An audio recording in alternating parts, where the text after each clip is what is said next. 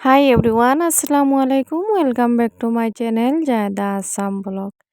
কেমন আছেন সবাই? আশা করি ভালো আছেন। আলহামদুলিল্লাহ আমিও ভালো আছি। এখন হয়েছে সকাল ৯টা থেকে আপনাদের সাথে নিয়ে ব্লগটা স্টার্ট করছি। আশা করছি ভিডিওটা অনেকটা ভালোই লাগবে। আর ছোট্ট একটা ভিডিও, প্লিজ নাটা নিয়ে শুরু থেকে শেষ পর্যন্ত দেখে নেবেন। আশা করছি অনেকটা ভালোই লাগবে। আর এই দেখো আমি বেডশিট ২টা ভিজিয়ে রাখিয়ে দিচ্ছিলাম। আর একটা ছেলের প্যান্ট আর একটা গেঞ্জি টি-শার্ট ভিজিয়ে রাখিয়ে দিয়েছিলাম। তারপরে ভাবলাম যে না এগুলা ধুয়ে দেই।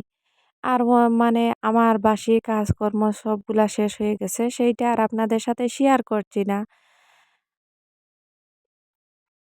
প্রত্যেকদিন না আলাদা, আলাদা ভিডিও দেওয়ার চেষ্টা করি আপনাদের ভালো লাগার জন্য। আপনারা কমেন্টে জানিয়ে দিবেন ভিডিওটা কেমন হয়েছে, প্লিজ কমেন্টে জানিয়ে দিবেন। আর কাছে এবং দূরে, দেশ এবং দেশের বাহিরে যে যেখান থেকে আমার ভিডিওটা দেখছেন সবাইকে অসংখ্য ধন্যবাদ জানাচ্ছি। ভিডিওটা কেমন হয়েছে প্লিজ কমেন্টে জানিয়ে দিবেন। আর একটা লাইক দিয়ে না ভিডিওটা দেখা শুরু করবেন। আর শুরু থেকে শেষ পর্যন্ত ভিডিওটা দেখে নিবেন। আশা করছি অনেকটা ভালোই লাগবো। ওইদিকে তোমাদের সাথে গল্প করতে করতে কিন্তু আমার বেডশিটটা ধোয়া শেষের দিকে হয়ে আসছে। আর এই তো ২ বার খুলিয়ে নিয়েছি। তারপরে আরেকবার খুলিয়ে ভালোভাবে পানিগুলা ঝরিয়ে নিব। নিয়ে তারপরে রাখিয়ে দিব। আর এই কয়েকদিন ধরে না অনেকটা কাজ করছি। ভালোই লাগছে না। শরীরটা কিরকম ক্লান্ত, ক্লান্ত লাগছে না? কি করব? যেহেতু সংসারে একা আর সবকিছু নিজের হাতে করতে হয়। তাই জন্য একটু কষ্ট হচ্ছে। আর রোজা রাখিয়ে না এতটা কাজ করা যায় না গো। সারাদিন যেরকম যায় তারপরে ইফতারের পরে কিন্তু আর শরীরটা চলে না। মনে হয় যেন শুয়ে থাকার জন্য। আর শুয়ে থেকে কি পারা যায়? যেহেতু সেহেরির রান্দা, তারপরে বাচ্চা সামলানো, ওইদিকে তারাবির নামাজ আর অনেকগুলা কাজ আছে। এগুলা করতে থালাবাটিগুলা ধোয়া অনেক রকমের কাজ আছে। আমাদের মেয়েদের আর কোনো শান্তি নাই। সকাল থেকে রাত শোয়ার আগ পর্যন্ত কাজ আর কাজ। কাজের কোনো শেষ নাই। আর অনেকেই বলে কি মেয়েদের কাজ আর কি শুধু রান্দা বাড়া আর খাওয়া। আর কিন্তু ওর পিছনে যেন কতগুলা কাজ করতে হয় মেয়েরা, সেইটা কি আর বুঝে ছেলেরা? কখনো বুঝে না। আর এই দেখো আপনাদের সাথে কথা বলতে বলতে না আমার কিন্তু বেডশিট ২টা কাপড়গুলা ধোয়া শেষ হয়ে গেছে। আর কারেন্টর তো কোনো ভরসাই নাই। তাই জন্য আমি পানিগুলা স্টক করে রাখিয়ে দিচ্ছি। আমার বড় কিছু নাই। আর এই যে ২-৩টা বালতি আর একটা গামলা, এগুলাতে কিন্তু আমি যতটুকু পারি ততটুকু স্টক করিয়ে রাখিয়ে দেই। হয়ে যায় আর কি আমার। যেহেতু আমি একা আর আমার ছেলে মেয়ে ২টা, তাই জন্য আমার হয়ে যায়। আমি তা না যেকোনো একটা কাজ করিয়ে আবার জল কিন্তু ভরিয়ে রাখিয়ে দেই। যেকোনো একটা কাজ করি না, করিয়ে আবার কিন্তু জল ভরিয়ে রাখিয়ে দেই। সবসময় চেষ্টা করি যেন স্টক রাখার জন্য। আর কারেন্ট তো চলে গেলে আর জল কোথায় পাবো? ওইদিকে কিন্তু আমার বেডশিটটা ধোয়া হয়ে গেছে। আমি এগুলা মেলিয়ে নিব। আর কালকের ভিজা কাপড় ছিল ২-৩টা প্যান্ট, এইগুলা গাড়ি, গাড়ি এগুলা কিন্তু মেলিয়ে দিচ্ছি। এখন কিন্তু শুকিয়ে গেছে। আর ২ দিন ধরে না অনেকটা রোদ উঠছে। এই দেখো কতটা পরিমাণ রোদ উঠছে কি বলবো আর। এই দেখো আমি কিন্তু বেডশিটটা মিলিয়ে দিয়েছি। আর কষ্ট করলে না কষ্টর ফল মিষ্ট হয়, সেইটা কিন্তু আজকে আমার ছেলে দেখিয়ে দিল। কষ্টর পিছনে সুখ লুকিয়ে থাকে।